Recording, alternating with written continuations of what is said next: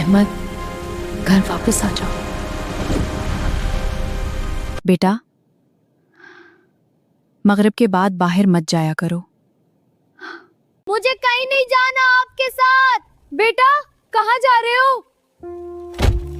مجھے واپس چلے جانا چاہیے تھا. ڈرو مت، میں تمہیں بچا لوں گا.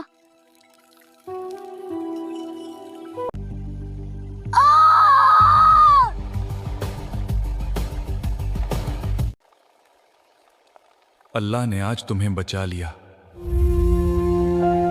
یا اللہ میرے بچے کی حفاظت فرما. امی آپ صحیح کہتی تھے رہے گا. ہاں بیٹا سب ٹھیک ہے. ماں باپ کی دعا انسان کو مصیبتوں سے بچاتی ہے.